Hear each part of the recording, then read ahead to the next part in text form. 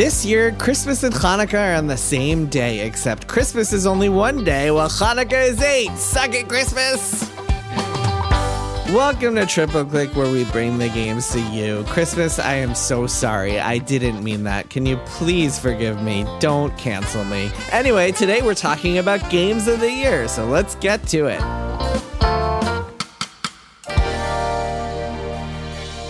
I'm Jason Schreier. I'm Kirk Hamilton. And I'm Maddy Myers. Hello. It's our last Hello. episode of 2024.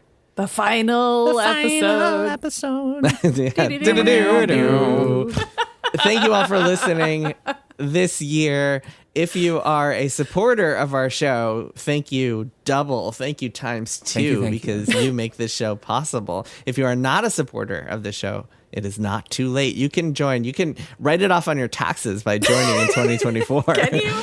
That second thank you, it's sitting right there. You could just pick that right up and it could be yours. Yeah. You've only got one thank you right now, but what if you had a second one? All you have to do is go to MaximumFun.org/join, and you too can become a member of Maximum Fun, our podcast network, and you can help us make this show possible and get bonus episodes every single month, including one we are about to run a little bit later this week, which is about our everything else of 2024.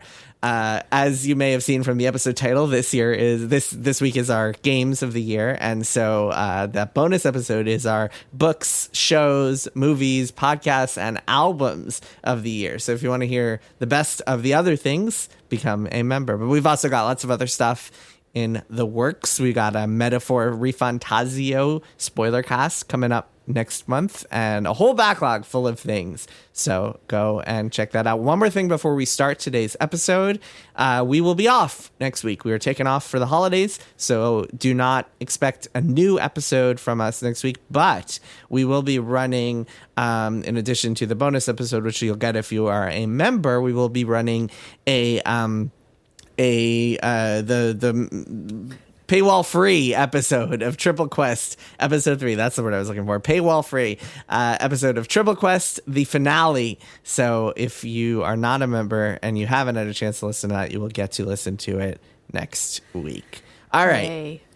Today we are doing our games of the year. We're going to do things a little bit differently this year. Usually we each just kind of present our list of 10. This time we still all made lists of 10, but instead of going through them, what we're going to do is we're going to go through all of the games, all of the major games that came out this year that may or may not be on the list, and then each of us will say why that game is on our list, if it is, and we'll just kind of talk about it. So I made a big list here of some of the major releases of 2024. I even added a bonus. We'll see if we get to those, of a few of the busts of 2024. We'll see if they come up at some point in this conversation. But we want to focus on the good stuff. So I'm going to go through each game, and the three of us will each say if it is or is not on our list, and then we'll talk about it. So let's get started. We're going to go in basic chronological order for the most part. I might have missed a day, or might be slightly out of order, but I think it's mostly in chronological order. Starting with Prince of Persia, The Lost Crown. Who's got this one? I do. This is on my list as well. How about you, Jason? All right, so Kirk and Maddy. It's not on mine. So wow. Kirk and Maddy. Just us. Okay. Well, this is one of my favorite games of the year. I mean, I guess no surprise, Maddy Myers likes a Metroidvania, but I really was impressed by this one. I like just about everything about it. Not just the platforming. I like the story, the music, the accessibility features. I like that you could skip puzzles when you're backtracking. I definitely took advantage of that from time to time. Or the platforming sections that are really hard, you can skip over them. Great stuff. Really dug it. Kirk, what do you think? Yeah, I mean, this was a great game that I was not expecting to like as much as I did. I think for me, it was the moment when I unlocked the ability where you can freeze a copy of yourself in place, keep moving, and then press a button, and then warp back to wherever that frozen version of yourself was, and then they build puzzles around that. I mean, yeah, for me, this game was all about the puzzles. I think the platforming and the combat are fun, and that was really what I loved about Hollow Knight, in addition to the storytelling. Like, that is still my favorite Metroidvania of all time. But man, the puzzles in this Prince of Persia game are so cool. The platforming puzzles, they're so inventive, and the abilities that they give you work so well with them that I was just like blown away by this game. I haven't gone back and finished it, but I will, I think, one of these days, just because it keeps getting more interesting. So, okay, it's funny you say that. It's funny you say that because I really liked this game when I played it, but one of the reasons it did not make my final list of 10 is that I haven't had the urge to like go back and finish it. I was just like, okay, I felt like I've had enough of this game. I did obviously finish it, and the final boss is so hard, but really worth it and really cool. I mean, I loved it. So I do really think it's worth getting to the end. But I also know a lot of other things come out. You get distracted. But especially for the listeners who are hearing us talk about these now. I mean, that's the fun of a Game of the Year episode, right? Is what did I miss? This one came out in January, like just really randomly came out and just kind of, what's a good connotation word that's overshadowed? Whatever that is. That's what it did for me for the rest of the year, where I played it at the beginning of the year and it just hit the spot. Yeah, I mean, the early year games always get swamped. Let's move on to another January game, which is Like a Dragon, Infinite Wealth. Who's got this one? This is on my list. I feel like I'm the only one. Just you, I bet. You. Okay. I wish I'd played it. I feel like I missed out on this one. So this is another game I didn't finish, and I wonder if that's part of why I have so much fondness for it. I played like somewhere around 30 hours of this, which is quite a bit, but it is a very, very long game. In the style of most Japanese role-playing games. And I found that because I didn't play it all the way through, it never wore out its welcome with me, which I believe it probably does. I know the first Like a Dragon did. And so I was just so thoroughly charmed by it. I found even the opening, several acts of the game to just be so great. And I mean, Ichiban Kasuga might be my favorite video game character. Well, I'm not going to say favorite ever, but he is one of my favorites. He is really launched up there for me. I just love the guy. I love everything that he does, and the way that he is able to forgive people and recruit these misfits into his group, and that guys that you would have thought would have been the villain of the game actually wind up being your friend once you talk to them. And I just think that's like a really nice thing about this game. So just a game that keeps on giving and giving. Charming guy. Yeah. I always bounce off these games. All right, next up on the list, we have Helldivers 2. Who's got this one? Oh, I mean, I definitely do. I almost did. Are we allowed to say if it's an honorable mention? Yeah, sure. Because it was one of mine. If you like, of course. Yeah, this was another one of my favorites. Easily another one of my favorites. The most fun I've had playing a multiplayer game in a really long time. I kind of miss playing it now. I think if I could talk the group of guys I was playing with into playing it instead of GTFO or whatever it is that they're playing right now, I think that I would, especially to try out the new stuff they've added to the game. But yeah, I mean, it had been years since I had sat down with this same group of people that, Jason, you and I used to play Destiny with and had this much fun. I mean, I hadn't been having that much fun with Destiny for a long time playing with those guys. So playing Helldivers 2, and I just remember several games of just cackling, laughing as, these unbelievable sequences of events would happen, like things that I just wished that I could be capping, or I, could be streaming or something just to share with people because they were so hilarious. But I think that was the magic of the game, was that everybody had these moments. Everyone had these experiences. It managed to have 5 or 6 of them happen every single time you deployed in the game. Yeah.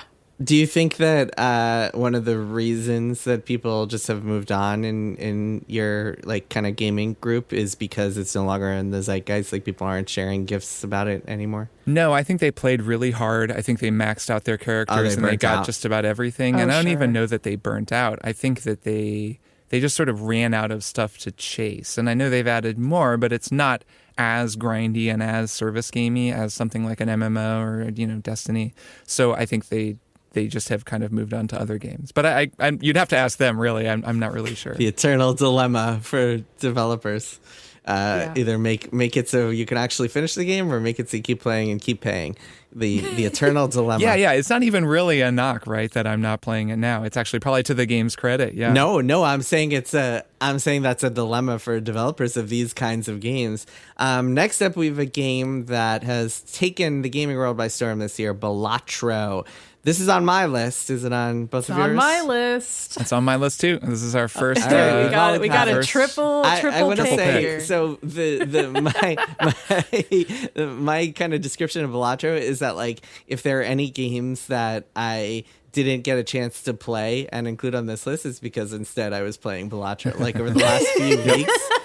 Over the last few weeks, I pulled out my Steam Deck and just kind of browsed through my library and be like, okay, I want to check this out. And I put a little more time into Like a Dragon. I want to check out this other thing. And instead, I just kind of got sucked into Balatro. And was just like, all right, I'm just going to play an hour of this 3 more runs. That's all I'll do. Yeah.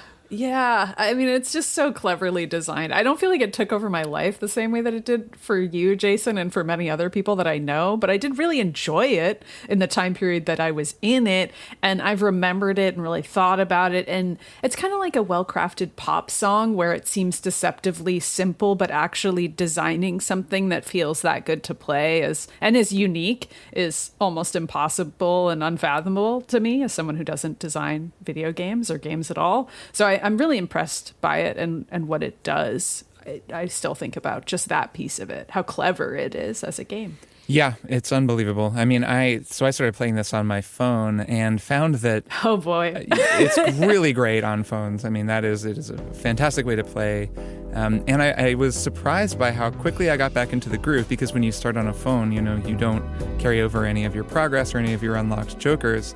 But I already had my knowledge of the game, and I very quickly did the best runs I've ever done on phone. Like, I had my first, I guess, how many digits is it? I wrote it down.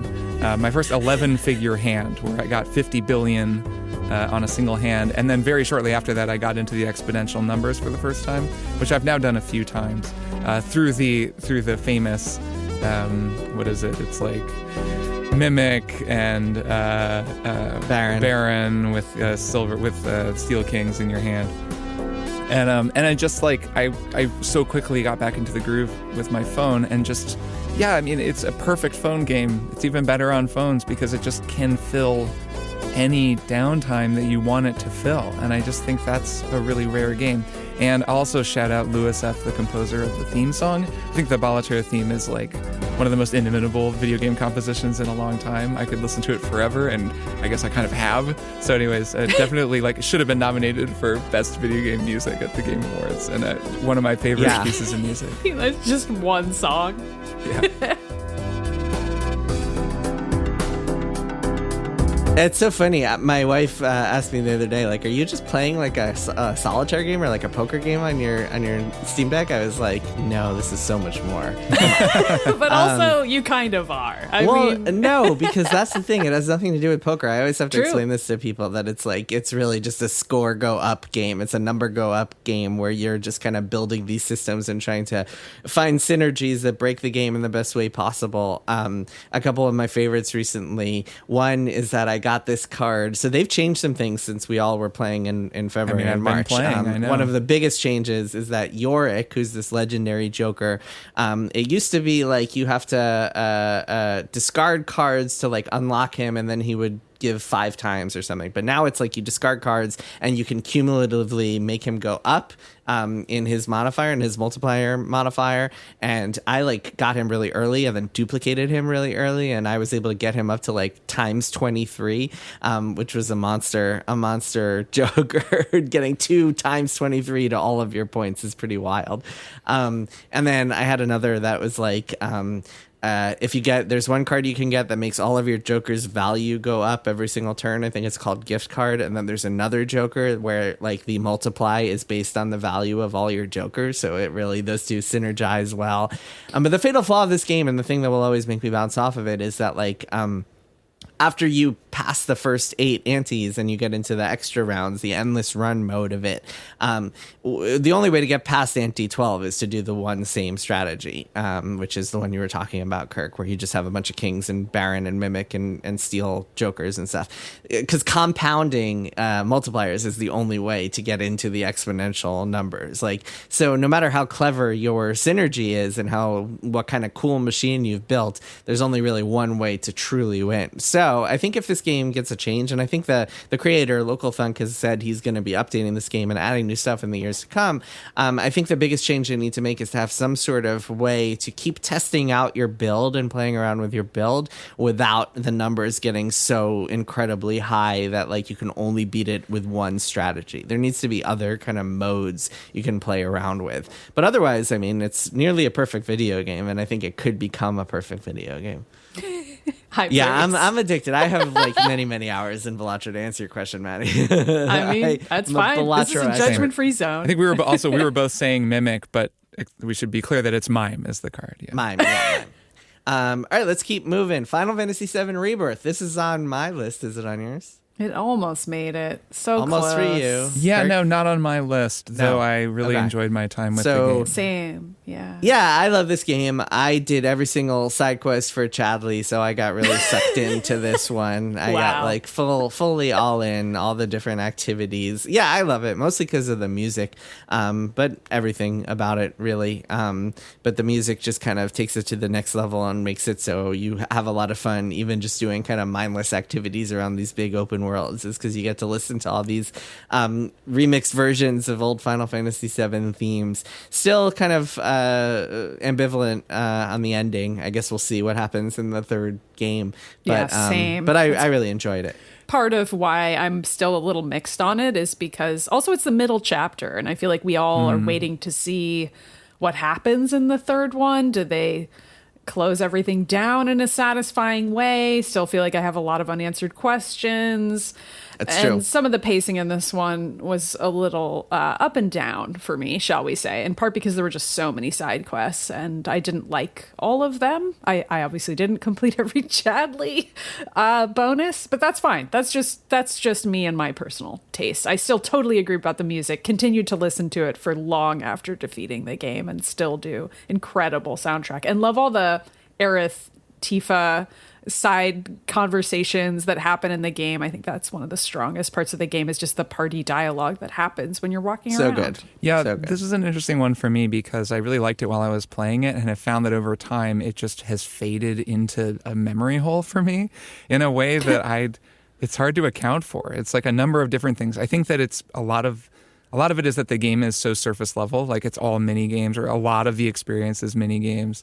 And also, that it's a middle chapter, and also that it makes some interesting narrative choices, or some narrative choices that I was sort of less excited about, especially when I consider it against Remake, which had such a promise to make such big changes finally. The fact that it made actually not that many changes and really just sort of ballooned everything to a much larger size. I don't know. It's hard for me to totally pin down. It's not any one thing. It's something cumulative about the game that has caused it to just sort of gradually fade away for me, like a fast food meal or something, where I just don't feel all that nourished by it now that months have passed. All right. Well, we can agree to disagree. One thing I'll say also is that Queen's Blood, I think, really is another just kind of real highlight of this one. That was fun.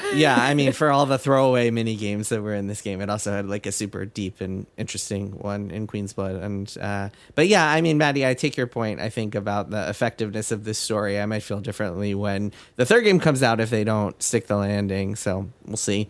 Yeah. Next up, we have Secrets of Grindea. This is a game on my list. Gotta be just you. Yeah, I haven't right? played it, even though you made it sound really great when you talked about it on the show. Yeah. Yeah, this is a really cool game. Really tough game. I'm on the final boss of this true secret ending, and it's been a real challenge.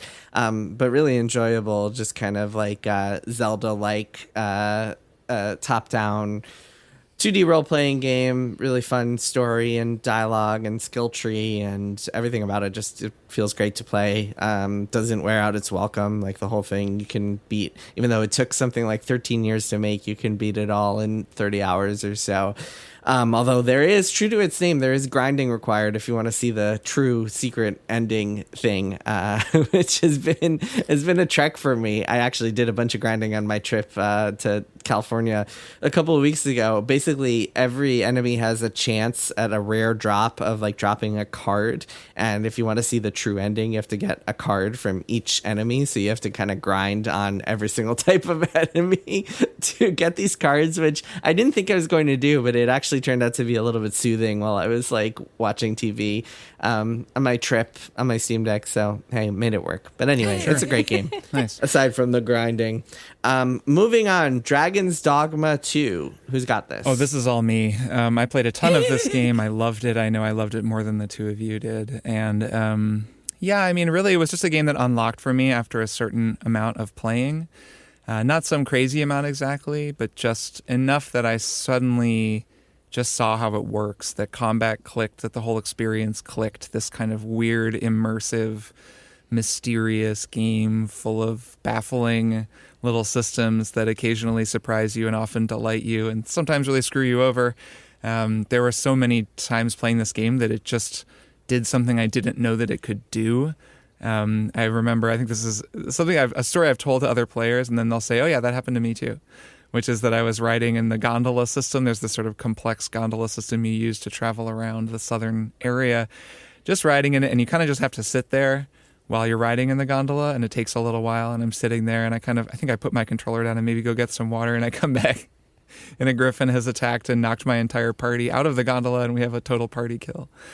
So there are a lot of things like that just sort of come out of nowhere, and you're like, wait, what? I can be attacked by a griffin while I'm in the gondola? And then there are these Sphinx puzzles as well that were like some of the most fun I had in a game this year. Just these really interesting puzzles where the Sphinx really gives you a riddle and you actually have to figure it out. And the solutions are incredibly creative and fun. And I had a great time working them out, occasionally getting hints from friends, but mostly figuring them out myself. And I don't know, this is just like a beguiling, wonderful game. I think about it all the time and loved it.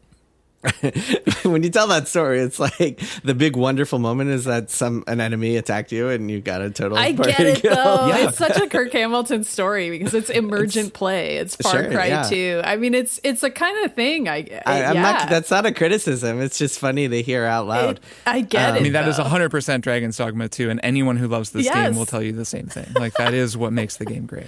Yeah, it's systems that are fun. And that the systems screw you over in funny ways. Like, It isn't just systemic. It is like, For sure. It gets you, and you don't see it coming. Next up, we have Tales of Kenzera Zhao. Definitely a candidate for worst title on this list. Although there are a couple other bad ones. I completely agree. I can't defend the title, and whatever. We don't need to spend time on that.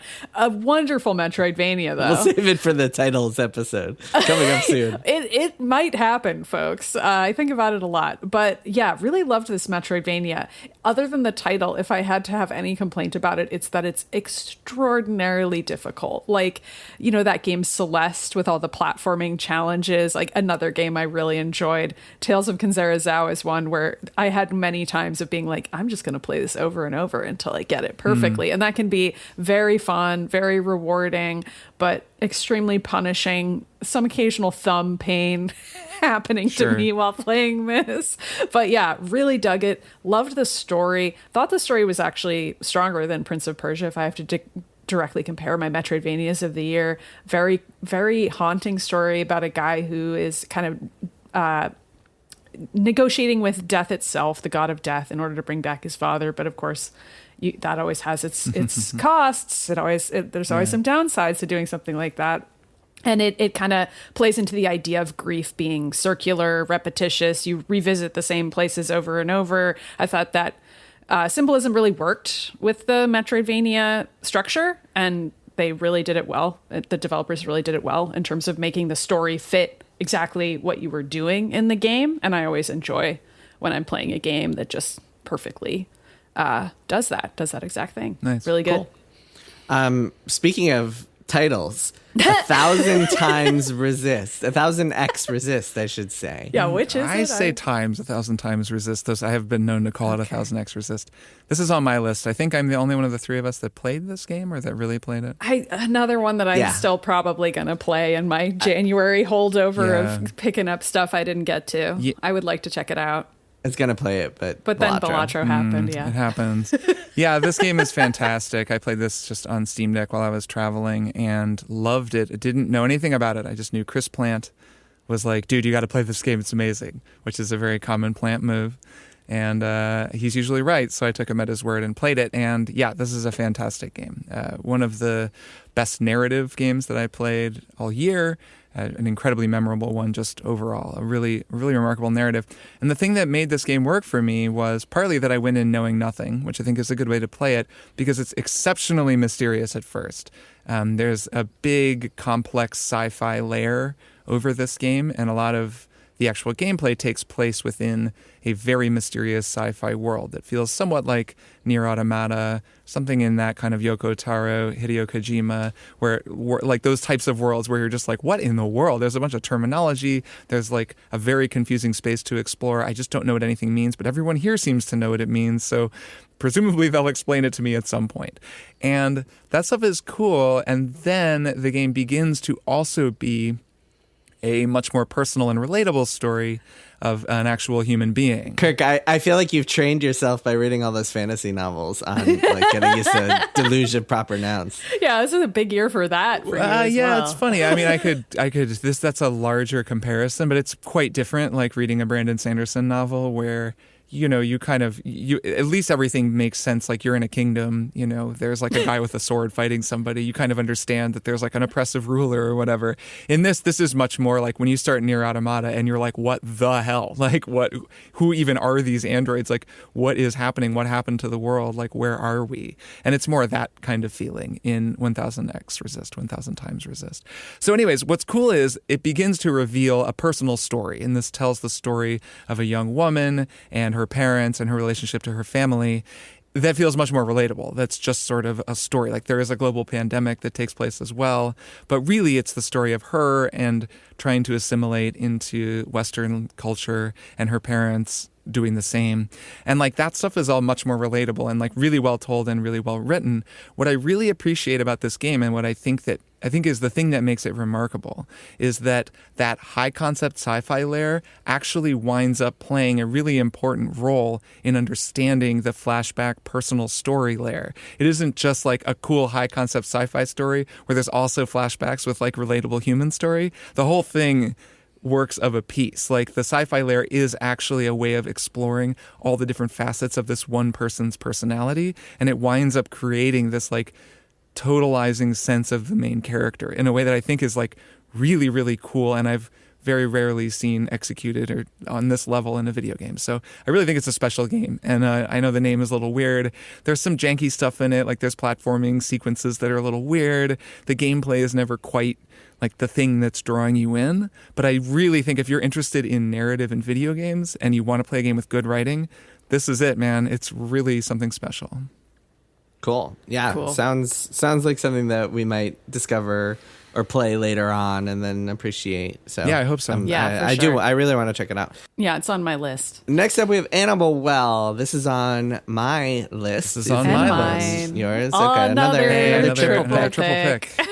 So we got Balatro and Animal Well are two So far. unanimous shocked. selections. No, yeah. Not shocked Animal by those Well, two. I think as I've been talking to people about this game more, I realized that having the unique experience of playing it before it came out and not actually being able to look anything up and having to really deduce it with like friends and colleagues on Discord and stuff, I think that enhanced the experience. That said, I still think it's such a good game because the fundamentals are so solid, and even the first two layers of this 3-layered secret game are so compelling in their own right that I think they still make it like a 10 out of 10 game for me. But that third layer, I think, is less impactful now that the game's been out and you can just look up all the secrets online. That said, I mean, this game is delightful, truly phenomenal Metroidvania secret hunting puzzle game. Yeah, I really love just the first layer of the game. Yeah. I mean, if you're someone who listened to our episodes about it, we talked about it a few times, and you were like, oh, I don't love secret hunting and like, you know, having really difficult sequences of trying to look at stuff in a game over and over and figure it out.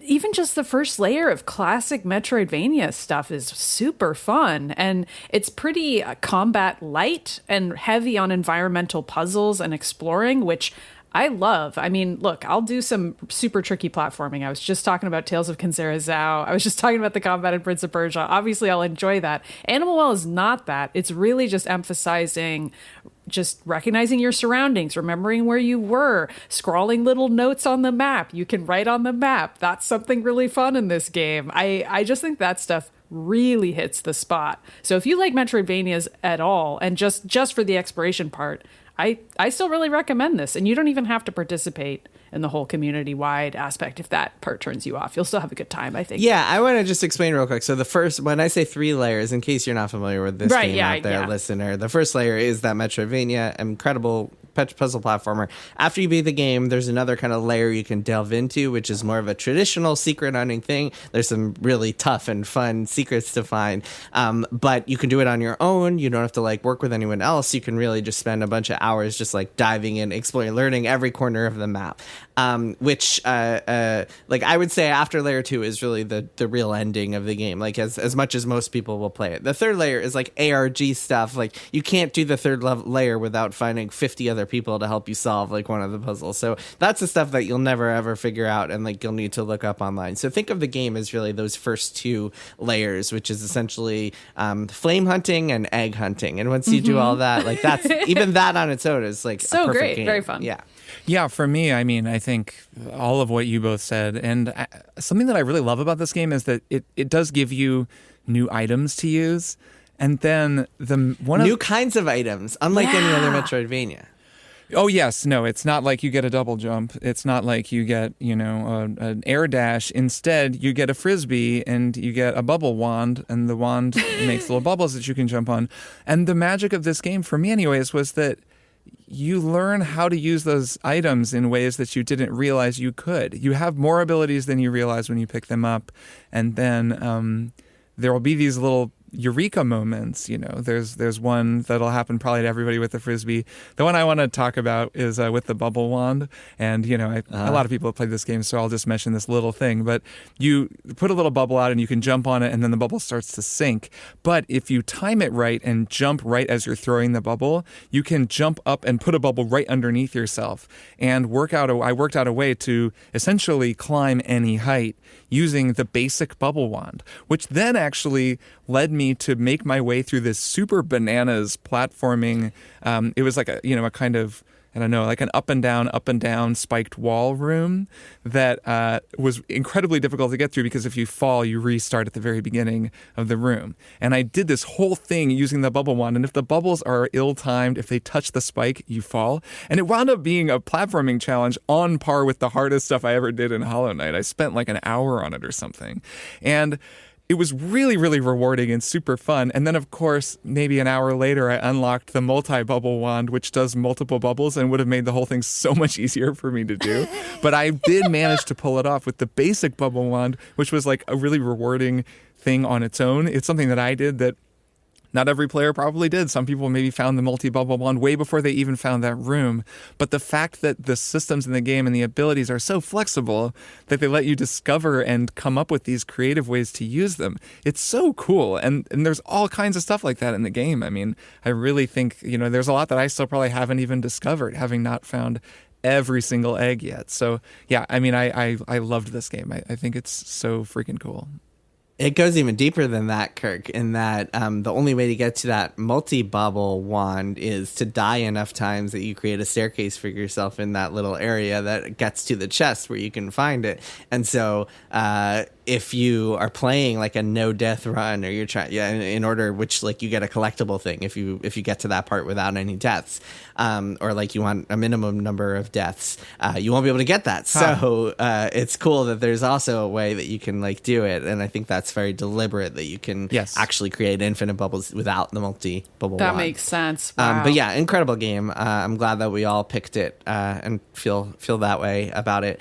Next up, we have Nine Souls. Kirk, you mentioned that this would be on your list. I want to at least mention this just because enough people that I trust and friends that I have who really love games and also who know me and know the kinds of games that I like, read, Hollow Knight, said to me, dude, why have you not played Nine Souls yet? Well, guess what? I'm one of them because it's on my list, baby. I had a feeling that was going to be something you were gonna throw at me. I played it over the last week, over the last 3 days. I have played a dozen hours of this game. It's so good. Nice. Okay, so be one of those people now. Now we have one of those people on the show, so please, Jason, carry on. Proselytize. Yes, surprise. This is the one that really, you can tell that it's good because it took me away from Balatro, and I actually wanted to keep playing it. So Nine Souls, I think Hollow Knight is kind of the surface level comparison, but it's really more like Sekiro because you can't play it the way you play Hollow Knight. And when I play the way I play Hollow Knight, I die.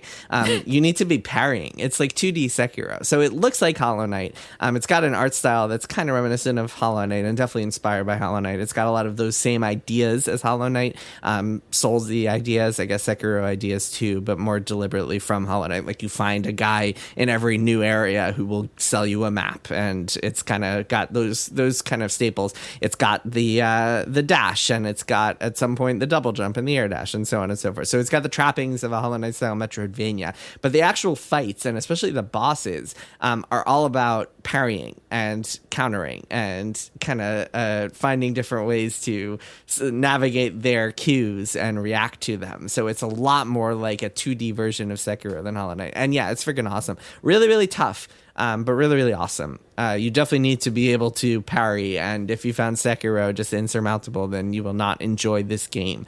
But as a package, it's really incredible. It's got this awesome story and lore and these characters who are really intriguing. I won't get super in depth, but basic story is that like you are this alien trying to essentially like kill these 9 souls. You're one of these 10 souls who are these kind of ruling force of this alien race, and you're trying to or this alien area, and you're trying to find the other 9 and kill them and get their kind of insignias. And there are humans involved, and humans are kind of hinted to be enslaved creatures in this world, and there's a lot of lore that gets into just kind of how this science fiction lore, how the science fiction world works, and what the deal is with the whole premise of it. And it's really, really cool. It's got a lot of Metroidvania aspects that you would like, Maddy, including seeing something and being able to come back to it once you've got the ability to unlock it. But yeah, really tough, and I'm enjoying that a lot. The bosses, like having to fight a boss 20 times, but then really nailing it is really cool. And then I will say one anecdote real quick is that the very first boss of the game, or the very first like real boss of the game, you might spend like a dozen tries trying to beat it, like trying to figure out the parry timings, trying to recognize its attack patterns, getting it just right, and then you do it, and then it'll jump to the background for a second and be like, yeah, got this shit, and then it comes back out at full health, and it's like, oh, second phase time. So it is truly it is truly a From Software inspired game, and yeah, I love it. It's on my list. I haven't beaten it yet, but I've gotten far enough that I feel comfortable saying it's one of my 10 favorite games of the year. To throw a couple things out there, since I've played like 3 or 4 hours of this game, 2 things that I found that made it much more doable for me. One is that I actually didn't like playing this on Steam Deck. Like I found playing it with a regular controller instead of the Steam Deck controller just worked better for me. And it kind of was easier to scan on a larger screen. So I think maybe once I got more used to it, it'd be fine on Steam Deck. Like yeah, I'm playing on Steam Deck for what it's worth. I know a lot of people like it, but that's just me. But just throwing that out there. And the other is that this game actually does have a variable difficulty setting. That's pretty cool. You can change it I didn't even know that. You can like adjust how much damage you take and how much damage you do. You can make it a lot easier. I love that. If you kind of just want to mess around and learn the attack timing, but not be just pounded into the ground by enemies if you do make a mistake, you can make it easier for yourself. And I think you can't undo that once you've changed it to that difficulty setting. But that's not the end of the world. And like I'm sure the intended difficulty is really cool if you're into that kind of difficulty, like that kind of challenge. But it is very nice that they make it possible for you to adjust the game. Got it. Yeah, I didn't even know that. But yeah, cool game, 9 Souls. If you're on the fence, I recommend it. Next up, we have Fields of Mistria. This is you. This has got to be me. Oh, no, right. This is Maddy. It's me. So I feel like this is a nice You're counterpoint. like, sounds like a Jason game. No, I just forgot. Yeah, I forgot that it wasn't some classic JRPG style game. But no, of course, Maddy, I remember you talking about it. It just sounds like JRPG-esque, doesn't it? It's not. It's actually a Stardew Valley-like that builds on that structure, but it did also really hit the spot for me in between super difficult and also emotionally challenging games that I played this year. Like this is like a perfect, I'm just going to make my little farm. It's actually pretty hard to do Stardew and kind of iterate on it. But I actually think Fields of Mistria pulls it off, and that's why I recommend it. I really dig all the townspeople in this game, and I dig the story. There's some supernatural elements that emerge, much like in Stardew, that I enjoy a lot and found very rewarding to discover and unlock as I went along. And there were also just straight up townspeople I super liked talking to every day. And that's the kind of thing you want out of a game like this, is a slow, emergent, gentle story. Really, really cute pixel art as well. So yeah, just enjoying it. It's actually still in early access, and all the more impressive because of it. And it's gotten updated a couple times, and I've really liked the updates. So yeah, Fields of Mistria, strongly recommend if any of that genre-wise is your style. You will enjoy it. Nice. Yeah, it's funny, Kirk. I feel like X of like something that ends with an E. It sounds like one of those, like a those classic like classic SNES style games that has like really great music that I'm sure I'd like. But Maddy, it sounds cool. I will be curious to check it out when it's out of early access. I kind of want to see what their final like 1.0 version is. For sure. Next up, we have Elden Ring: Shadow of the Erdtree. It's on my list. Maybe just me? I don't know. Not me. Didn't make my list either, but I can talk about why. But Maddy, maybe you start. Oh, I really loved it. I mean, I did too. Don't get me wrong. Not unlike my two co-hosts, I actually liked Shadow of the Erdtree. No, I get it though. There were actually a lot of really good video games this year, as this episode is proving. But I enjoyed this a lot. I really liked just the verticality of the environmental exploration this time around. That ended up being something that I super enjoyed and wasn't a part of the base game Elden Ring, where I enjoyed exploring and unlocking the map and just going boss by boss. This was like, I felt way more like a Metroid game, and I am being perfectly myself here. But I everything on your really list is either a farm game or a Metroid game. Yeah, it's either a Metroid game or something that I played to take a break from all the difficult Metroid-esque games I was playing. But I did really enjoy that aspect of it. I liked getting to like fight the bosses in different orders and just explore in a weird way. Yeah, I love it too. It just like didn't make the cut because like DLC, I think at least for me, has a much higher bar to clear if it's going to make my top 10 list compared to just because like it's more Elden Ring, which is great, but Elden Ring was on my list in 2022. Yeah, I get it. Yeah, kind of similar for me. Like I didn't finish it, which I gather was not a bad thing since the final boss I know is a huge pain in the ass. I kind of nerfed him. I'm not going to deny it. It's kind of like unique to my experience, or it's something that I did where I was playing with Milady, that really cool, whatever it's called, light longsword or whatever, light greatsword, and the stance stuff, and I was getting into that, and it was pretty fun. And then I switched builds to this kind of broken, like, bleed club build that you can get just because I read some guide or something. Because I was already feeling a little listless and, like, some of the bosses were really hard. So I switched to this just totally other kind of build and respect. And then I just sort of lost steam. Like, I should really just go and respec back to how I was, just because I didn't like playing with a big, like, Unga Bunga club, and I didn't like doing, like, broken levels of damage to bosses, and it's sort of, I don't know, like I kind of like messed it up for myself or something, and then I just lost steam and was like, it's just more Elden Ring. Yeah, I don't know, like I sort of lost steam on it despite it being really amazing. So you're saying you gotta respect my lady. Yes, that's what I'm saying. That's what it's all about. All right, moving on. After that one, Tactical Breach Wizards, definitely on my list. It's on my list. All right, you two have it. Not on mine, but you two. Yeah. It's a double pick. Yeah. Jason, did you ever circle back and beat it, or no? I didn't beat it, but I did. I made a good amount of progress. Yeah. But it didn't quite make the list for me. Yeah, I mean, I loved this. I mean, it's kind of the one that's a little bit out of step with some of my other genres here, but given how much I talked about Midnight Suns in years previous, I think it's no surprise I really enjoyed the strategy aspects of this, plus the story being excellent. I mean, I wish we had more games like this that I could be recommending year over year. I feel like we don't get that many where I'm like, oh, the story's really strong, amazing ensemble cast of characters that you get to know, and there's fun turn-based strategy on top of that. That rules. I would just love to have more games like this in general. Yeah, agree. This is probably like pound for pound my favorite game of the year. I like absolutely loved it. I can't believe how good it is. It's so good, so strong all the way through. I mean, like it's incredible. I totally agree, Maddy, that I just wish more. I know it's not easy to make a game this good, obviously, but so many games expand their scope beyond their capacity. So many teams try to do too much. Looking at this game, it's just this like immaculately designed thing. And then, the writing is just so good. I mean, when Dessa, the medic, goes into like the Nether realm and suddenly is doing a series of missions with a copy of herself and talking to herself about like Jen and the other party members and how she's feeling. And then, the game does that again and again. And the fact that I was going to say that happened to me with Jen playing with a copy of herself. So it's funny that's. It happens to every single character. Everybody time. gets it. Okay, Everybody has a dream sequence, and they're all exceptional. There are real twists that were surprising and delightful.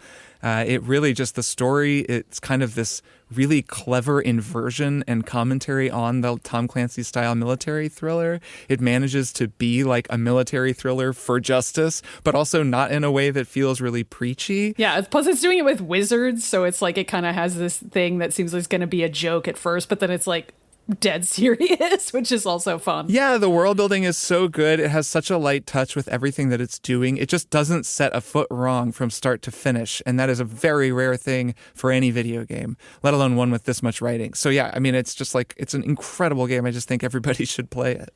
Next up, we have Ace Attorney Investigations 2. This is on my list. Yeah, gotta be, right? Don't think it's on either of yours. So this is part of the Ace Attorney Investigations collection, which includes the first game, which did come out in English like years ago whenever it was released. But the second one is really transcendent. The second one is like a top 3, maybe top 2 Ace Attorney game, period, for me. And so I have to include it on this list because it's just like a complete package, just like one of those games that doesn't have a bad case. Usually Ace Attorney games, you have a filler case in the middle somewhere, and it always drags on a little bit too long, always has a mystery or a sequence of events that is just a little too preposterous. And this one does not. This one has just like 5 bangers that are all tied together and all matter to the overarching plot, which I think really, really makes it stand out. Just really love this one. The only downside to these games is that even though you play as Edgeworth, you're just doing the same gameplay that you do in the Phoenix Wright games. But I could take a new Phoenix Wright game every year, so it's fine with me to just keep doing that same gameplay. But yeah, this one was top notch for me. Makes sense. I liked what I played of it. Yeah, I'll play more. I mean, it seemed great. I played like one of the first chapter. You should. I think you'll. Oh, yeah. I think you'll really enjoy it. Next up, we have Astro Bot. This is also on my list. What about you two? I put this it on. didn't make my list. All right, didn't make the cut for so Kirk. I'll maybe talk a little bit about why. I mean, I thought it was great. Why do you hate Joy? I actually thought this would be like the third triple pick, but it is not. It's just me and Maddy.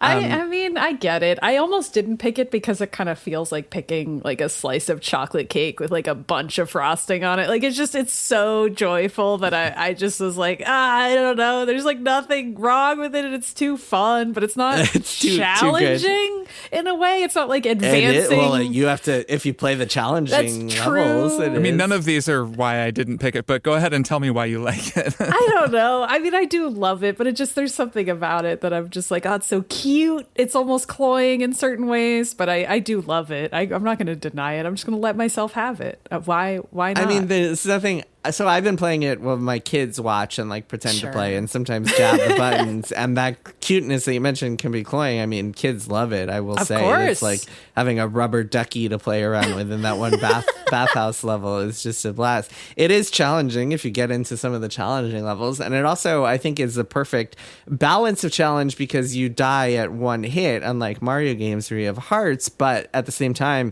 you recover so quickly and the loading times are non-existent, so it doesn't really feel like it's a drag. It's got that really, it's able to create tension without feeling frustrating, which I think is a real coup for this game. The other thing I'll say is that I was just playing this today, and I was also playing Mario Odyssey with my kids because they wanted to see both of those games. And playing Astro Bot feels a lot better than playing Mario Odyssey. Interesting. There's something about having that extra floaty, like being able to float with your laser beams that, as we established in our Astro Bot episode, shoot out of your butt. Yes. There's something about those extra floatiness that just makes it feel really good and makes it feel better than Odyssey does to play in 2024, at least for me. I don't know if this is going to get me hate mail for criticizing a Nintendo game, but I don't know. We'll get into that a little bit more later. You're probably right. But I should just embrace it. I mean, it's super cute and it's got a bunch of PlayStation mascot characters, but I shouldn't be ashamed of it. That's the part that can be cloying. That's the thing where it's like, all right, this is like really just kind of like a soulless brand parade. But it's I don't know. It's clearly soulless. made by people. Yeah, that's the thing. It's made by people who like are doing it because they really love a lot of these franchises and not because they want to advertise for PlayStation. So it feels genuine to me. Yeah. Kirk, you want to say a sentence or two about why it didn't make the cut for you? Yeah, it was very close. I mean, I found this to be a really joyful and fun game. For me, it's partly that I'm just not like a huge 3D platformer guy. Like that's just never been my favorite genre of game. And also it's a little bit just, there's something missing. Like it's a little bit shallow. Some of it is the brand exercise that it's all Sony nostalgia. It's like a lot of meta jokes with God of War and Uncharted and whatever. And just like, I didn't really latch onto that. And then there's just kind of a layer of mystery that I really appreciate about games. Actually, Mario Odyssey comes to mind. There's just sort of a layer of mystery to those Nintendo games where in the world there are these strange things. There are all kinds of, secrets hidden around. And I just didn't feel that from Astro Bot. Like I didn't feel drawn in to explore or discover that kind of stuff. So in the end, it was like a really fun game every moment that I was playing it. It was really great. It almost made my list, but then it just kind of floats away when I compare it to the other games that did wind up making my list. There are definitely secrets. They're like alternate like exits for some of the levels. Yeah, it's not to say that there aren't secrets. Yeah, I get it's what you more mean, that though. the design of the game does not draw me into discover the subjective. secrets. It's a vibe. Yeah. Next up, we have UFO 50. I don't think this is on our list, but Kirk, this is a runner-up for you. You wanted to bring up real quick? I did want to bring it up because I kind of like when we talked about this the first time, I was just like, well, I kind of tried a little bit of it and then it just sort of bounced off of it. And I just wanted to say I played a lot more of this game and it almost made my list now because I've gotten into a few of the games. I wrote them down. Ninpek is great. Mortal is incredibly great. Party House is so much fun. I got really into that one. Ping Golf, also really great. Night Manor, I played almost all the way through. I haven't quite figured out like the final couple of puzzles, but Night Manor is really cool and feels almost like traveling through time. Tactics is super good. Basically, I went back and I took the time to actually learn some of these games. And I just really want to underline how special and cool this game is, that it deserves to be mentioned in any best games of the year list. And I personally, I don't feel a strong emotional attachment to games of this era and to this style of often very difficult 2D gameplay. But I still am very I find this game pretty enchanting and I can't believe that they put it together. And so I wanted to mention it and then to say that I've really I love it. I've played a lot of it now and I really think that it's something special. Yeah, I have also played a bunch of it and I think it would be pretty close to making my list. But I just other than Attack Tricks, which is the kind of the chess-ish strategy game. Tactics, yeah. Other than that, I didn't really feel that compelled enough to keep playing many of them. Night Manor is cool. Yeah. There are a few others that stood out to me also. Night Manor is awesome. It's also, for me, it's a matter of time. The time commitment for UFO 50 is just unreal. Because as we discussed when we were talking about that game, it's not just the time commitment of all right, I have to find a few hours to play this game. You also have to spend a few hours trying to figure out what you like and learning rules and stuff, which can be a real barrier for entry for a game like this. Yeah, I think one thing that helped me was that I played it a little later and now there are lists. I think Polygon, even Maddy and you guys' list of the top games of the year, the best ones in your UFO 50 entry, whoever it was who wrote it listed 5 or 6 of their favorite games. And I was like, all right, I'll just start with those. And 3 or 4 of them really worked. I think Party House was in there and it would have taken me forever to get to Party House if I've just gone chronologically in the game. But Party House is really, really fun and a great one to start with. Mm-hmm. Yeah, I'm with you. I think that this is one that I think could, in another, if not for Balatro, if I had spent more time with it, I think it might have had a chance of making the list. But it's close there for me, too. Next up, we have Mouthwashing. I think I'm still the only one of us who played this one. Yeah. Yeah, I Yes. really want to check it out, though. Yeah. And you should remind the listeners as to why. I will. Yeah. And Yeah, most people will not have heard of this. If you want to just explain what it is real quick. I will. Yeah. And Maddy, I think you'll like it when you do play it. This is a game that's currently just on Steam. It's a 3 or 4 hour narrative horror sci-fi game, like psychological horror more than anything else. It's a pretty, I think I described it as a feel bad hit in my one more thing when I talked about it. It's a game where you play a couple of different members of a crew of, I believe it's 5 people, working for basically futuristic Amazon on a shipping vessel in space that crashes, it collides with something in space and becomes sort of inoperable and floating in space. And for me, I mean, it's on my list because I can't stop thinking about it. I still think about it all the time. It has such a strong sense of place. It has such a haunting and genuinely chilling story. It's pretty upsetting at times, but in ways that I found really thought-provoking and interesting. I've seen more discussions and debates in like the Steam reviews and, on Reset Era or wherever on like different forums about what this game means than a lot of other games that I've played recently. And it just has such a good look and an interesting sense of place. The image that I'll evoke for people is on this ship. This whole game looks kind of like a PS1, PS2 era game, so it's like pretty low poly. The ship has collided with something in space, and as a result, a countermeasure has been deployed across the ship. So everywhere you go, there are like hallways that are just full of this kind of increasingly dirty white foam that has just filled up every single space in order to keep the vacuum of space from sucking all the air out and killing you pretty much instantly. So everywhere you go, there's this like foam everywhere. And it actually took me a second to even realize why that was the case. I was playing and I was like, what is going on? Why is there foam everywhere? And then I kind of figured it out. And of course the foam factors into the story, but like that detail alone that winds up being such a pervasive part of the set design, it's so kind of gross and creepy and oppressive, and there are a bunch of things like that the game returns to, these kind of visual motifs that are so well done. It's an exceptional game. Really, really amazing. How many mouths do you have to wash?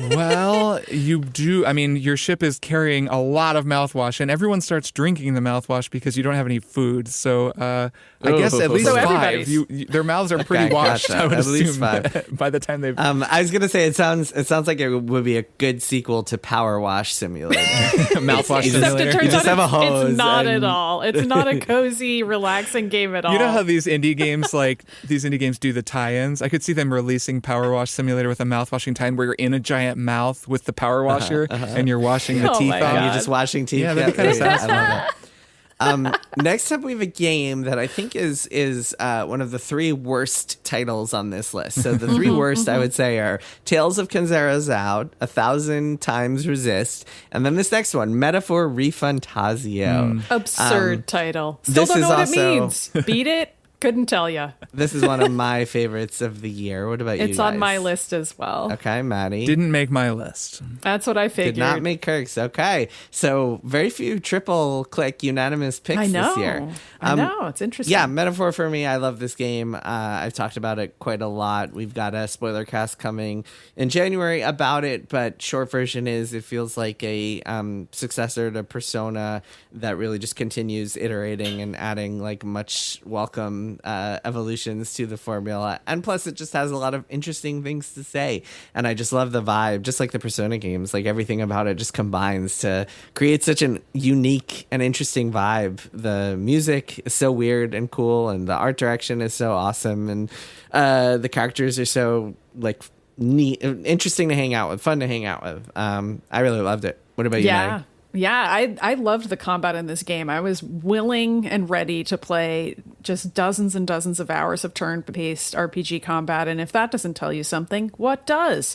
I just really enjoyed it, and I love the art design, as Jason said, and the characters. Had a couple of quibbles about the overall story. Definitely recommend becoming a Max Fun member so you can hear that Beans cast where we really just dive deep into every plot beat that we did and didn't enjoy. That was really fun conversation. But yeah, just mostly found myself missing playing the game after it was over, which is truly not something I can say for many RPGs I've played for 90 hours. It's a good hang, and I just dug it. I dug a lot of even the boss fights. I was like, these are kind of fun puzzles for me. I'm enjoying figuring out how to deal with these. And yeah, I so rarely say that about games in this genre, and I was really impressed by that. Yeah, I liked this game a lot, and it is something that some of the narrative stuff, the complaints that I have, we did talk about in the Beans cast, which was a lot of fun that we've already recorded, but it'll be out in like a month. For me, really, it's just that there were enough sections of the game, like chunks of it, where I felt a little like I wasn't being pulled along, and I was kind of just going along out of a kind of compulsion, because these games get these compulsive loops going. And then ultimately, I just felt like the narrative lost the thread and didn't follow through. Like, it didn't have the courage of its convictions, or it was a bit of a failure of imagination in the final act, based on how it started, and that just left me feeling kind of disappointed. I kind of wish it had followed through and like really delivered in terms of the narrative. But it's still a cool game that I was happy to have played. Next up, we have The Rise of the Golden Idol. This is on my list. Is it on yours? It's on my honorable mentions. Yeah. I still haven't actually beaten it, so it didn't feel quite fair to include it. But I am enjoying it. But I think it says a thing that, unlike Case of the Golden Idol, where I just devoured it in like a 48-hour time span, this one I'm like, oh, this is hard. I'm going to have to come back to this. Okay, well, I did devour it in the 48-hour time span, and I loved it. I mean, this game to me is like a fantastic sequel to The Case of the Golden Idol, and really just I loved it. I mean, it's more of the same in many ways, but it also feels a little bit more advanced. It feels like it's got more ideas, and the overall story, I think, is a lot more coherent and fun to unravel than Case was. I don't know if I like it better necessarily, but I think it's just a worthy sequel, and I will never get sick. You could put me in front of, you could give me a new Golden Idol style puzzle deductive mystery every single day, and I would never get sick of them. So I'm just wired that way to love these types of logic puzzles. I thought I was, and then it turns out maybe I'm not. Maybe I can get sick of them. I don't know. So I am. I mean, honestly, Jason, I agree with every single thing you just said. For me, it's literally just that there were 10 other games that I put next to it, and I was like, I like this a little bit more, or this like left a little more of an impression on me. But I loved it. I thought Did you finish it? Yeah. Great game. You did? Okay, good. I'll circle back. There were just other games, you know? You might feel differently when you finish it, Maddy. You might like it more. Yeah, maybe. I'll let you two know if I finish it and I'm like, actually, it was really great. Stop the presses. Next up, we have Dragon Quest III HD2D Remake, which is on my list. Obviously on my list. It's my top 10. I leave all the other 9 out. I was just, sorry, Jason, go ahead. Thank you, Maddy. Which is on my list. I didn't expect this one to make it, but as I was kind of reviewing the year's games, it actually stood out to me as something that I really enjoyed playing. It's very much an old school, traditional, grindy JRPG, because this is a remake of a game from, 1989 or something like that. So this is an old school game. It's got invisible random encounters, so you have to be in the mood for that kind of vibe, for that kind of hey, encounters are going to come out of nowhere and interrupt my exploring of this cool dungeon every 5 seconds. So get used to that. But no, I really enjoyed it. I mean, it's just one of those games where you can just have a good time playing it while doing something else and enjoying the resource management and character building and watching levels go up and all those other great things about JRPGs. And then also on top of that, it has this really cool system in the second part of the game, which is where you get this ship and then it turns into this open world where you have to go around and kind of piece together what you have to do next based on conversations with townspeople and stuff like that, which for me was really enjoyable. It is cool, yeah, and I think this remake comes with quest markers, which I recommend turning off during that portion of the game because it's a lot more fun to just try to figure out what you have to do on your own, and it turns into an open world game. I think this was the first game.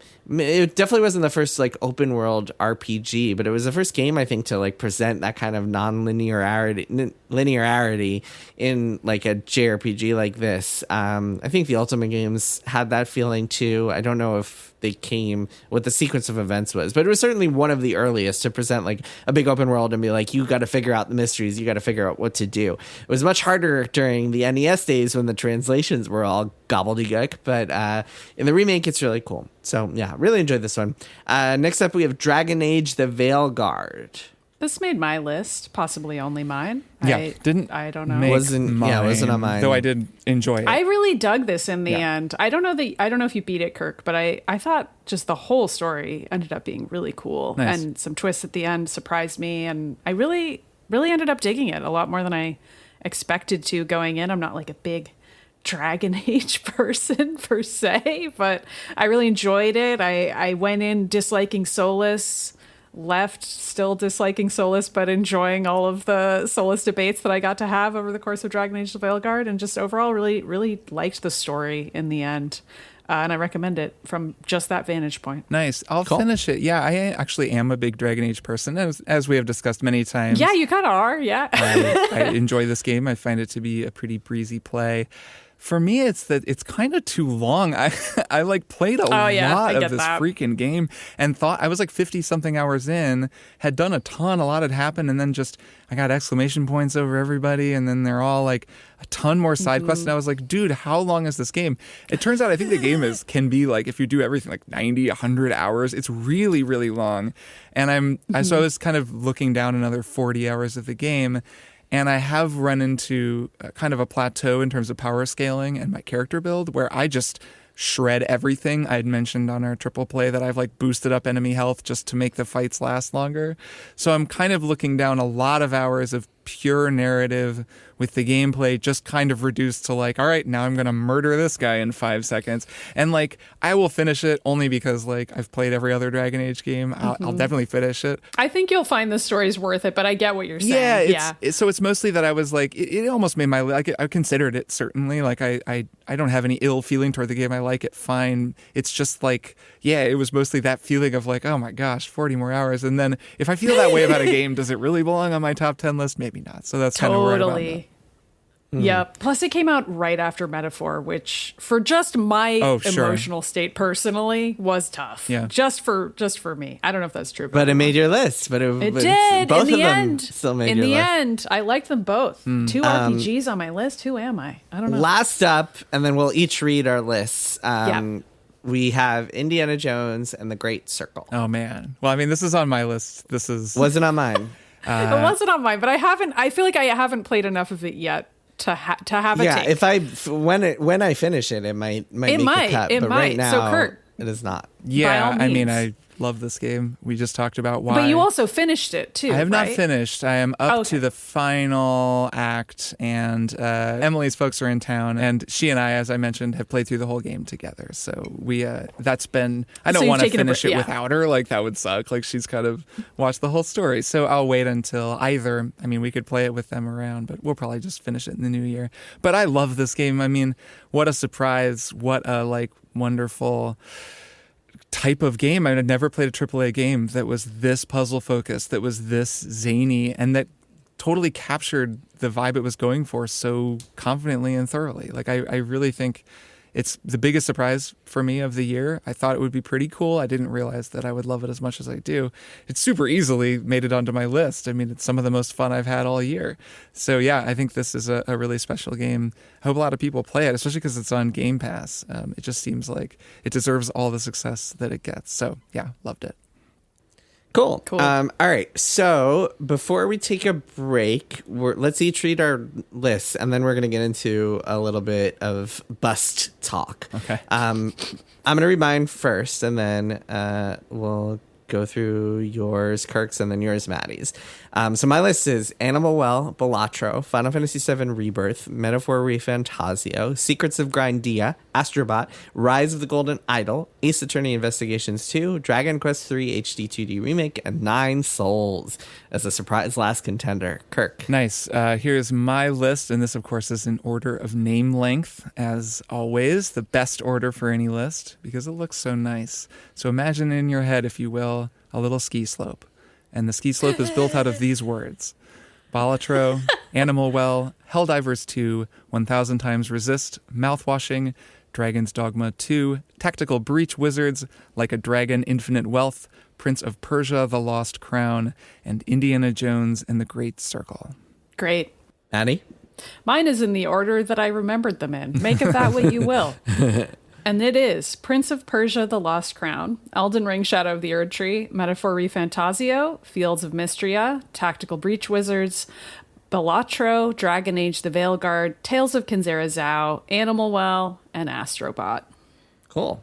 All right. So before we take a break, let's get into some bus talk, because there were a few high-profile busts and also one This is a fun for segment. me personally. Bus talk. I just want to shout out. I mean, we could go on and on about like Concord and Suicide Squad, which we could. I mean, Suicide Squad, Kill the Justice League, of course, one of the year's biggest busts. I think worth noting because it isn't just some random company that tried to make a service game and failed. It is Rocksteady, which before this game had been considered one of the most elite developers on the planet. So worth noting they had a bust this year. Concord, of course, is one of the craziest stories in recent gaming history. This game flopped and was pulled from release after 2 weeks, and the studio behind it was shut down just a couple months later.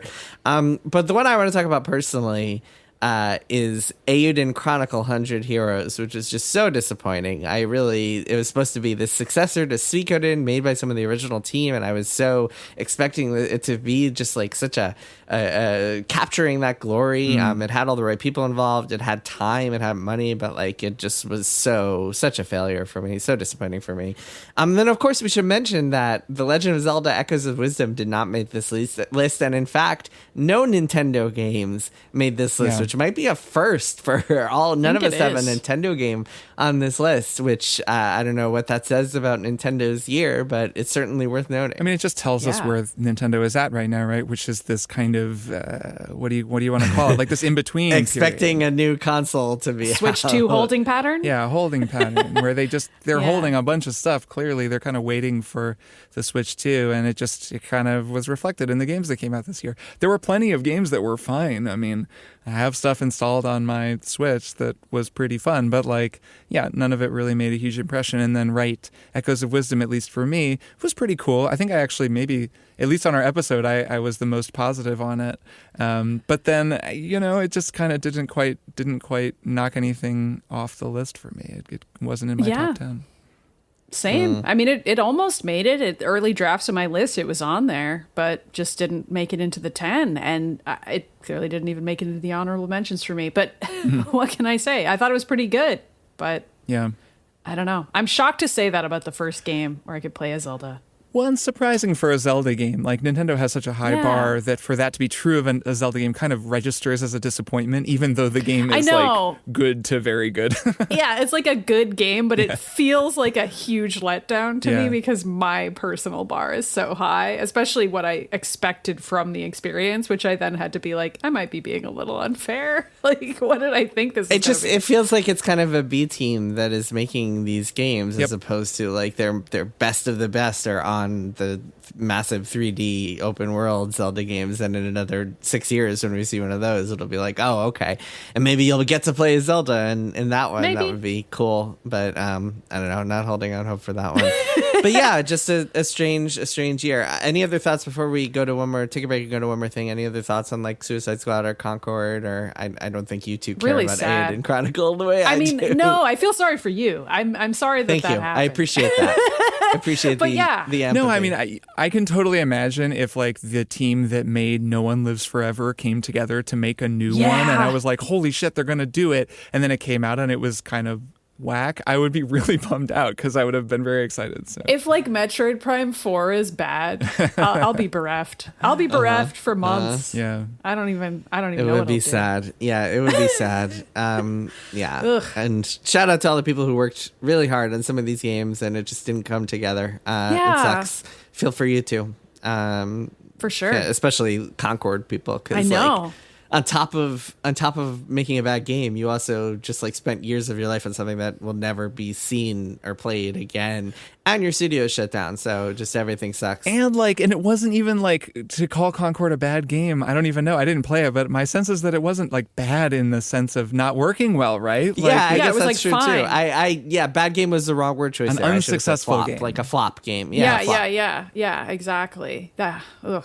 Yeah, that was a tough story. Even Suicide Squad, similar deal, where I didn't really like Suicide Squad, but I can see what they were trying to do, and the live service baggage hanging around its neck, just awful. I hope we're done with that, but we're clearly not. Clearly that trend is going to continue. Yeah, we'll see. I mean, this year I definitely struck a blow for the trend chasing, but there are still, I don't know if you guys noticed this, but 2K announced a game. It was called Project Ethos, from a studio called 31st Union, which is run by Michael Condrey, who's a longtime Call of Duty guy. And he started this new studio to make this game. And this game, from what I've heard, has huge investments from 2K. And it was just kind of announced, and nobody noticed by the fact that you two What's it called? Project Ethos? That's why. It's called Project Ethos. It's like it's a live service shooter. Oh, really? And no. I think that we probably can guess what's going to happen. Best there. of luck to them with that. We can hope We for the shall best, see. And it's like a lot of money from what I've heard. Yikes. A lot of money has got into that one. That seems like Anyway. an ethos of a project that I'm worried about. Oof. All right. Let's take a break. Hey, Sydney, you're a physician and the co-host of Sawbones, a marital tour of misguided medicine, right? That's true, Justin. Is it true that our medical history podcast is just as good as a visit to your primary care physician? No, Justin, that is absolutely not true. However, our podcast is funny and interesting and a great way to learn about the medical misdeeds of the past, as well as some current, not so legit healthcare fads. So you're saying that by listening to our podcast, people will feel better? Sure. And isn't that the same reason that you go to the doctor? Well, you could say that, but... And our podcast is free? Yes, it is free. You heard it here first, folks. Sawbones, marital tour of misguided medicine right here on Maximum Fun, just as good as going to the doctor. No. Still not just as good as going to the doctor, but pretty good. It's up there. Who guests on Jordan Jesse Go? I mean, we could just list Patton Oswalt, Kumail Nanjiani, Maria Bamford, whatever. We couldn't remember all of them. So we asked my kids. Famous people? How famous? I don't know, pretty famous. Really tiny celebrities who would go on this train wreck instead of a big talk show. There's just a bunch of people on your show.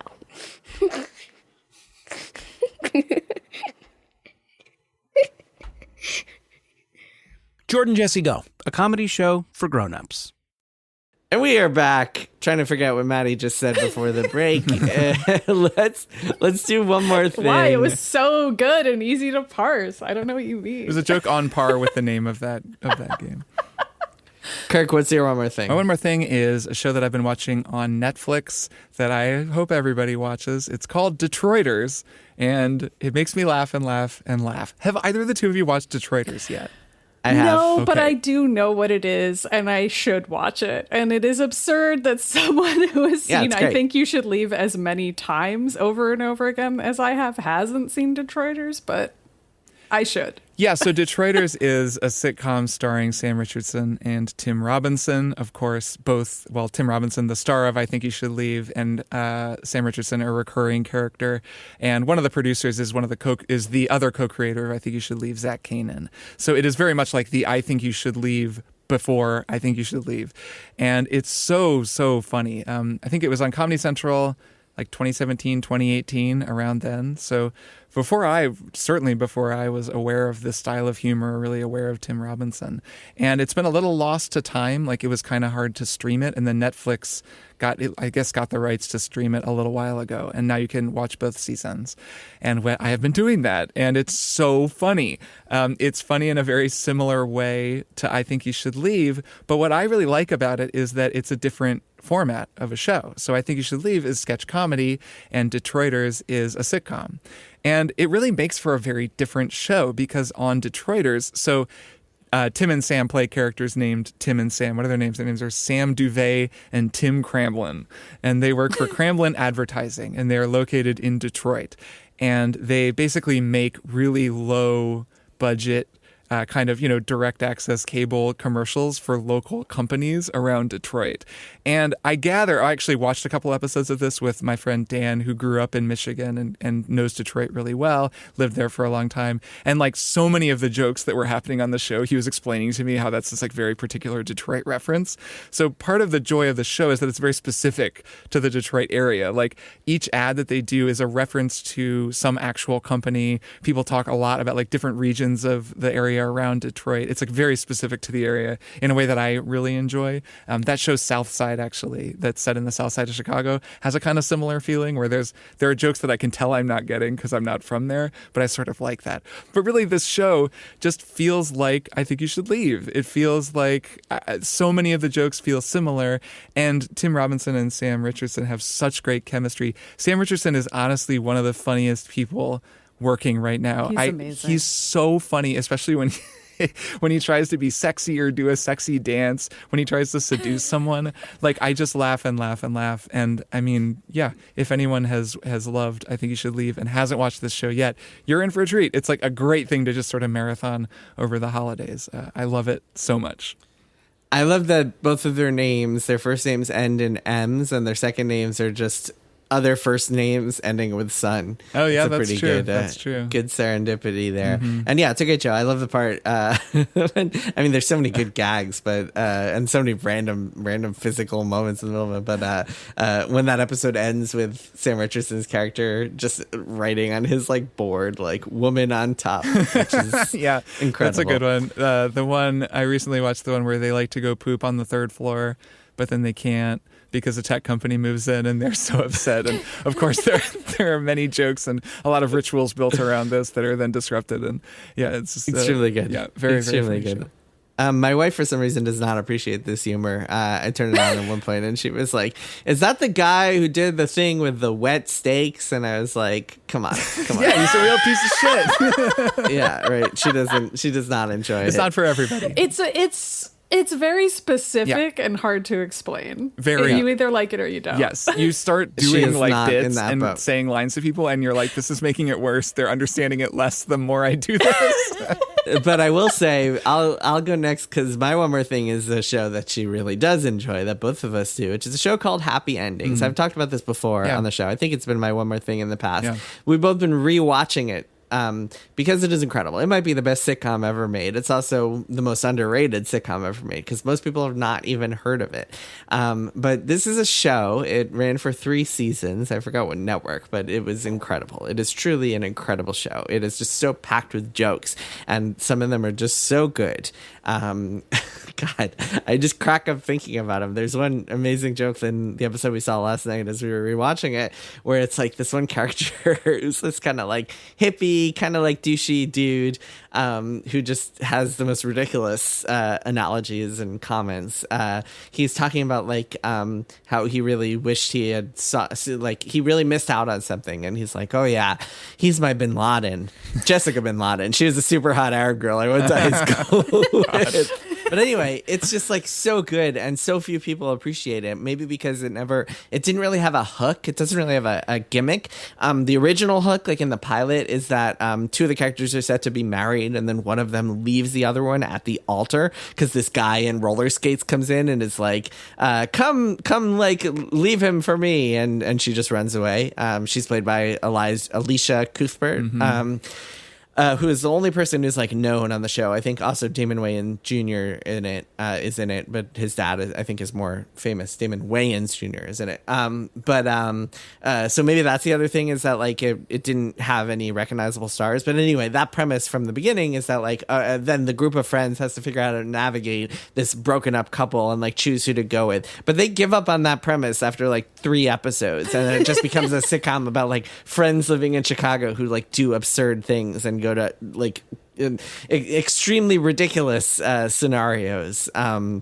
And then it just gets incredible from there. And it's 3 seasons. And yeah, I just wish more people watched it. I think the closest comparison as far as humor goes might be The League. It reminds me of The League in a lot of ways, which is a show that got a lot more attention and which I also love to death. A lot of the guest characters on Happy Endings you have probably seen on The League, like Paul Scheer and like Rob Hubel. That kind of like comedy nerd crowd, people who I think comedy nerds will really appreciate. But yeah, it's such a good show that I think you would both love it immediately and want to rewatch it like 10 times, just like I think you should leave. So I highly recommend it. Happy Endings. People should go watch that show. Go check it out. It's on Hulu, so it's very easy to watch right now. So go watch it.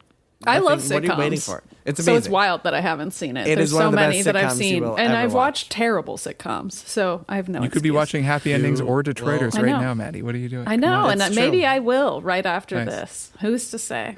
Maddie, what's your one more thing? It's not a sitcom. It's like the complete opposite of what a sitcom could ever be, which is a book I'm reading called Battle Royale by Koshin Takami. So I have been meaning to read Battle Royale for a very long time. We actually did a bonus episode on this show where we talked about the movie Battle Royale and Fortnite and PUBG and just battle royales and pop culture generally. It was a really fun episode, and I really liked that movie and thought it was fascinating. And I had meant to read the book beforehand, but I just never got to it. So it's like been on my personal wish list for a long time. And I don't know why I was in the mood for it this week.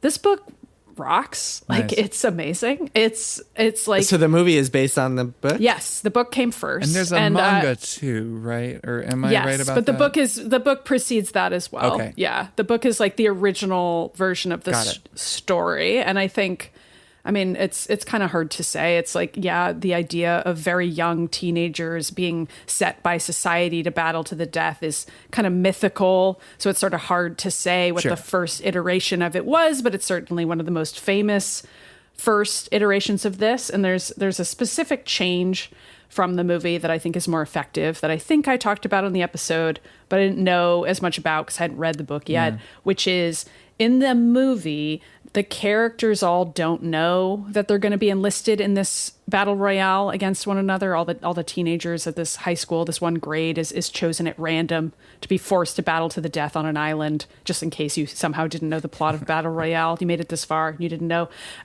In the book, they live in a totalitarian regime where they're very aware of it, similar to Hunger Games or any other kind of version of this premise. Like, the kids grow up knowing about it and hoping they won't be picked.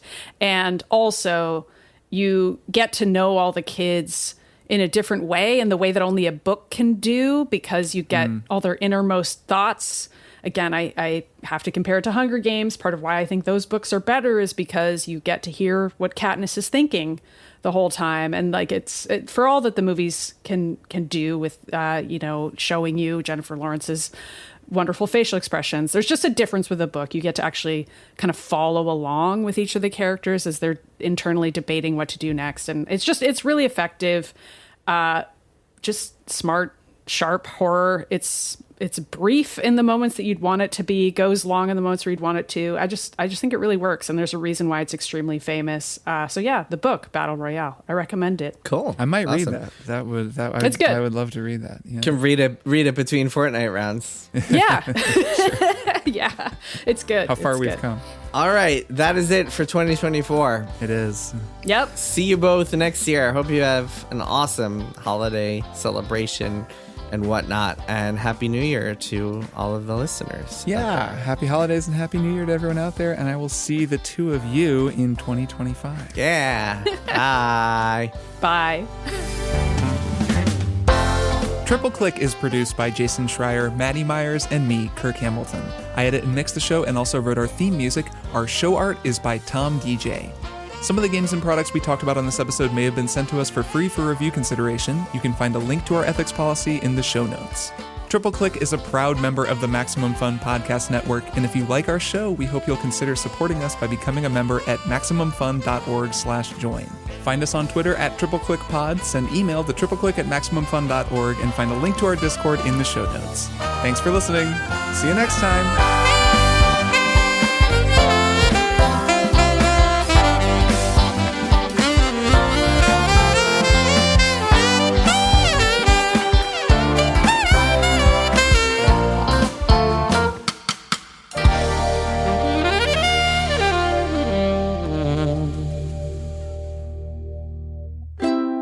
Maximum Fun, a worker-owned network of artist-owned shows. Supported directly by you.